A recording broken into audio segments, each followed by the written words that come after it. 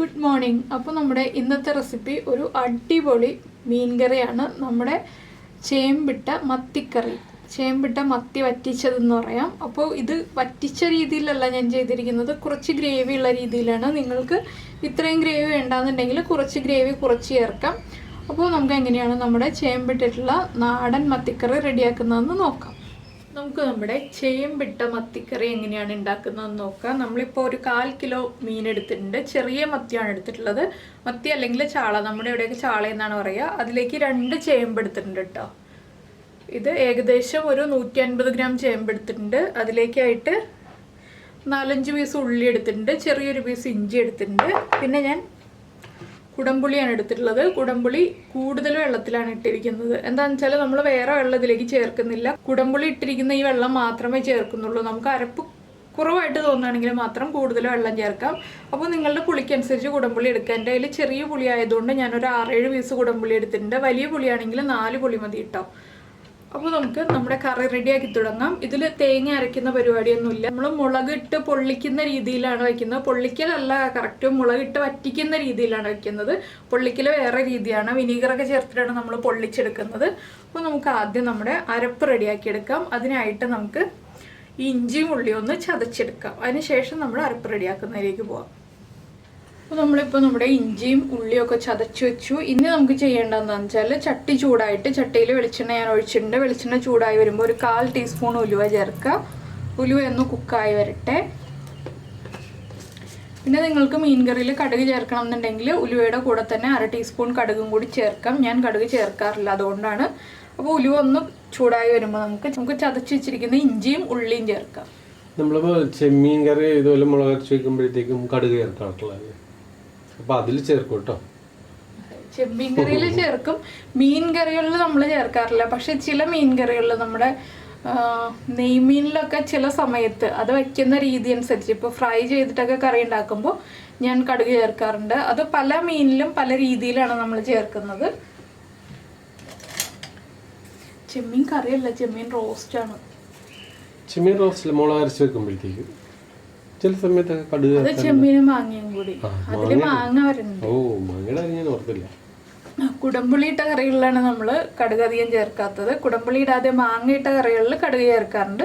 അത് ചെമ്മീനും മാങ്ങയും കൂടി മുളക് അരച്ച് വയ്ക്കുമ്പോഴും തേങ്ങ അരച്ച് വയ്ക്കുമ്പോഴും നമ്മൾ കടുക് ചേർക്കാറുണ്ട്. ഇപ്പോൾ നമ്മുടെ ഉലുവയൊക്കെ ഒന്ന് കളർ ചേഞ്ചായി വന്ന് തുടങ്ങുന്നുണ്ട്. ഒന്നുകൂടി ഒന്ന് മാറി വരട്ടെ.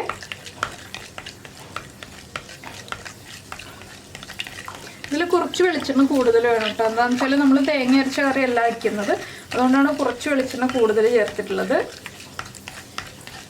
തേങ്ങ അരയ്ക്കുകയാണെങ്കിൽ ആ തേങ്ങയുടെ ഒരു കൊഴുപ്പുണ്ടാവുമല്ലോ. ഇതിൽ നമ്മൾ പൊടികളൊക്കെ വഴറ്റിയെടുക്കാൻ ആവശ്യമായിട്ടുള്ള വെളിച്ചെണ്ണ ചേർക്കണം. പിന്നെ ഞാൻ എരിവുള്ള മുളക് പൊടിയല്ല ചേർക്കുന്നത്, കാശ്മീരി ചില്ലി പൗഡറാണ്. ഇപ്പോൾ ഉണ്ടോ നമ്മുടെ ഉലുവയുടെ കളറൊക്കെ ഒന്ന് മാറി വന്നിട്ടുണ്ട്. ഇനി ഇതിലേക്ക് നമുക്ക് നമ്മൾ ചതച്ച് വെച്ചിരിക്കുന്ന ഇഞ്ചിയും ഉള്ളിയും ചേർക്കാം.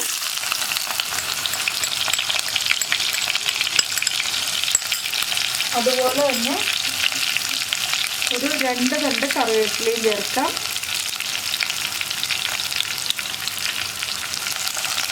ഇതെല്ലാം ചേർത്ത് നന്നായിട്ടൊന്ന് വഴറ്റിയെടുക്കുക. കറിവേപ്പിലയുടെ ഫ്ലേവർ ഇപ്പോഴേ നമ്മുടെ എണ്ണയ്ക്ക് കിട്ടാൻ വേണ്ടിയാണ് നമ്മൾ കറിവേപ്പില ഇപ്പോൾ തന്നെ ചേർത്തിട്ടുള്ളത്. ഒരു 2 മിനിറ്റ് ഒന്ന് ഇളക്കി കൊടുക്കുക. നമ്മുടെ ഇഞ്ചിയും ഉള്ളിയും കറിവേപ്പിലയൊക്കെ ഒന്ന് കുക്കായി വരട്ടെ. അപ്പോൾ ഇത് വലിയ മീനിലും ചെയ്യാം, ചെറിയ മീനിലും ചെയ്യാം കേട്ടോ. വലിയ മത്തിയിലും ചെയ്യാം, ചെറിയ മത്തിയിലും ചെയ്യാം. അപ്പോൾ ഞാൻ ചെറിയ മത്തി കിട്ടിയതുകൊണ്ട് ചെറിയ മത്തിയിൽ ചെയ്യുന്നേ ഉള്ളൂ. വലിയ മത്തിയാണെങ്കിൽ ചെറുതായിട്ട് മുറിച്ചിട്ട്, നല്ല നെയ്യുള്ള മത്തിയൊക്കെ ആണെങ്കിൽ ചെറുതായിട്ട് മുറിച്ചിട്ട് ചെയ്യുക, 2ആയിട്ട് കട്ട് ചെയ്തിട്ട് ചെയ്യുക. അപ്പോൾ നല്ല ടേസ്റ്റ് ആയിരിക്കും. ഇതും നല്ല ടേസ്റ്റ് തന്നെയാണ്. അപ്പോൾ നെയ്യുള്ള സമയത്താണ് മത്തിയിൽ ഈ ഒരു ചേമ്പിട്ട് വെച്ചിട്ടുണ്ടെങ്കിൽ കൂടുതൽ ടേസ്റ്റ് ഉണ്ടാവുന്നത്. അപ്പോൾ കഴിഞ്ഞ ദിവസമൊക്കെ ഇവിടെ കിട്ടിയിരുന്നത് വലിയ മത്തിയായിരുന്നു. ഇന്നിപ്പോൾ കിട്ടിയത് ചെറിയ മത്തിയാണ്. അതുകൊണ്ടാണ് ഞാനിപ്പോൾ ചെറിയ മത്തിയിൽ ചെയ്ത് കാണിക്കുന്നത്. ഇത് നമുക്ക് ചോറിൻ്റെ കൂടെ, അപ്പത്തിൻ്റെ കൂടെ, കപ്പയുടെ കൂടെ ഒക്കെ കഴിക്കാൻ നല്ല കോമ്പിനേഷനാണ് കേട്ടോ. കപ്പ വെറുതെ നമ്മൾ പുഴുങ്ങിയെടുക്കില്ലേ, ഉപ്പും മഞ്ഞൾപ്പൊടി ഇട്ട്, അങ്ങനെ പുഴുങ്ങിയെടുത്ത കപ്പയുടെ കൂടെ കഴിക്കാം. കപ്പ ഉടച്ചതിൻ്റെ കൂടെ കഴിക്കാം. ഷാപ്പിൽ നിന്ന് വാങ്ങിക്കുന്ന കപ്പ കുഴച്ചതുണ്ടല്ലോ, കപ്പ കുഴച്ചതിൻ്റെ കൂടെ കഴിക്കാം. അപ്പോൾ ഞാനിതിലേക്ക് പച്ചമുളക് ചേർക്കുന്നില്ല, മുളക് പൊടിയാണ് ചേർക്കുന്നത്. നമ്മുടെ മീൻ കറിക്ക് ഒരു നല്ല കളർ കിട്ടാൻ വേണ്ടിയിട്ടാണ് മുളക് പൊടി ചേർക്കുന്നത്. ഇല്ലെങ്കിൽ കളർ അധികം വേണ്ടാന്നുണ്ടെങ്കിൽ പച്ചമുളകും കൂടി ചേർക്കാം. പക്ഷെ ചില മീൻ കറിയിൽ ഇപ്പോൾ നമ്മൾ ഷാപ്പിൽ നിന്ന് വാങ്ങിക്കുന്ന മീൻ കറിയൊക്കെ കണ്ടിട്ടുണ്ടെങ്കിൽ നല്ല റെഡ് കളറിലെ മീൻ കറി ആയിരിക്കും. അപ്പോൾ അതുകൊണ്ടാണ് നമ്മൾ കാശ്മീരി ചില്ലി പൗഡർ ചേർത്തിട്ട് ഈ ഒരു മീൻ കറി ഉണ്ടാക്കാൻ പോകുന്നത്. ഷാപ്പിലെ മീൻ കറി എന്നൊക്കെ പറഞ്ഞിട്ട് ഞാനിങ്ങനെ പറയുമ്പോൾ ഞാൻ ഷാപ്പിൽ പോയിട്ട് ഡെയിലി ഫുഡ് കഴിക്കുകയാണെന്നൊന്നും നിങ്ങൾ വിചാരിക്കരുത്.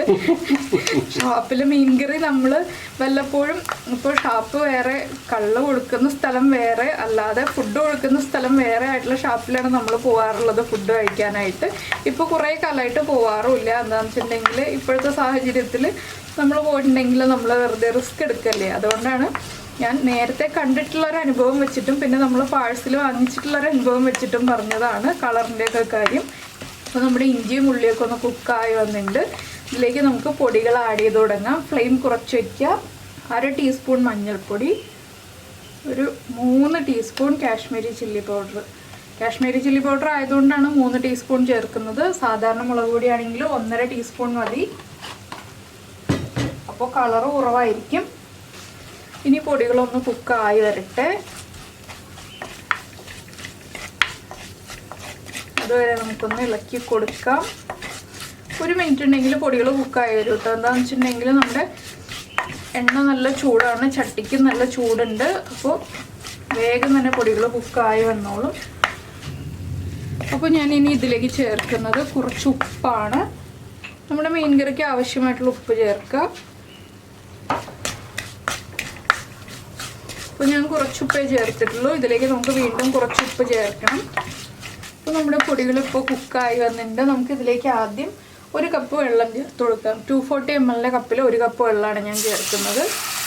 ഇത് നമ്മുടെ ചേമ്പ് വേവിക്കാനായിട്ടാണ്. നമ്മൾ പുളിവെള്ളം അല്ല ഒഴിച്ചിട്ടുള്ളത്. പുളിവെള്ളം ഒഴിച്ചിട്ടുണ്ടെങ്കിൽ ചേമ്പ് വേവാൻ സമയം എടുക്കും.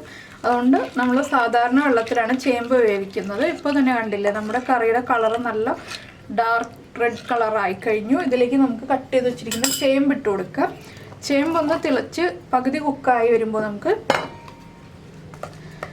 നമ്മുടെ മീൻ ഇട്ട് കൊടുക്കാം. അപ്പോഴേ നമ്മൾ കുടംപുളി ചേർത്ത വെള്ളം ഒഴിക്കുള്ളൂ. ഇതൊന്ന് നന്നായിട്ട് തിളച്ച് വരട്ടെ. കുറച്ചുകൂടി കറിവേപ്പില ചേർക്കാം. ഇത് തിളച്ച് വരുന്ന ഒന്ന് ഹാഫ് കുക്കായി വരുന്നത് വരെ നമുക്ക് വെയിറ്റ് ചെയ്യാം. അപ്പോൾ നമ്മൾ ചേമ്പ് വേവിക്കാൻ വെച്ചിട്ട് ഒരു 5 മിനിറ്റ് ആയി. ചേമ്പ് പകുതി കുക്കായിട്ടുണ്ട്. ഇതിലേക്ക് നമുക്ക് നമ്മൾ കുടംപുളി ചേർത്ത് വെച്ചിരിക്കുന്ന വെള്ളവും കുടംപുളിയും കൂടി ചേർത്ത് കൊടുക്കാം. ഇനി ഇതൊന്ന് വീണ്ടും നന്നായിട്ട് തിളച്ച് വരുന്നത് വരെ വെയിറ്റ് ചെയ്യാം. അതിനുശേഷം നമുക്ക് മീൻ ചേർക്കാം. എന്താണെന്ന് വെച്ചാൽ പുളിയും ഉപ്പും എല്ലാം കറക്റ്റ് ചെയ്തിട്ട് മീൻ ചേർക്കുകയാണെങ്കിൽ പിന്നെ നമ്മൾ ഇടയ്ക്ക് മീനിലേക്ക് ഉപ്പും എരിവൊന്നും ചേർത്ത് അല്ലെങ്കിൽ പുളിയൊന്നും ചേർത്തിട്ട് ഇളക്കേണ്ടി വരില്ല, കറക്റ്റ് ആയിരിക്കും. അതുകൊണ്ടാണ് നമ്മൾ ആദ്യമേ പുളിയും ഉപ്പും എരിവും എല്ലാം കറക്റ്റ് ചെയ്യുന്നത്. ഇതൊന്ന് തിളച്ച് വരുന്നത് വരെ നമുക്ക് വീണ്ടും അടച്ചു വയ്ക്കാം. ഇപ്പോൾ നമ്മൾ നമ്മുടെ കുടംപുളി വെള്ളം ഒഴിച്ചതിന് ശേഷം നന്നായിട്ട് കറി തിളയ്ക്കുന്നുണ്ട്. ഇനി നമുക്ക് എരിവും ഉപ്പും ഒക്കെ ഒന്ന് ചെക്ക് ചെയ്യാം.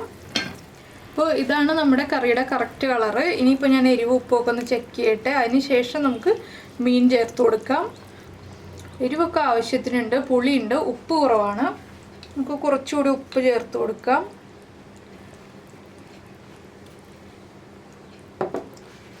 നന്നായിട്ടൊന്ന് ഇളക്കി മിക്സ് ചെയ്യുക. അപ്പോൾ നിങ്ങൾക്ക് എരിവ് കൂടുതൽ വേണമെന്നുണ്ടെങ്കിൽ ഈ ഒരു കളർ ആയി കഴിയുമ്പോൾ 2 പച്ചമുളക് സ്പ്ലിറ്റ് ചെയ്ത് ചേർക്കാം കേട്ടോ. ഇത് ഒരുപാട് എരിവില്ല, ഒരു മീഡിയം എരിവേ ഉള്ളൂ.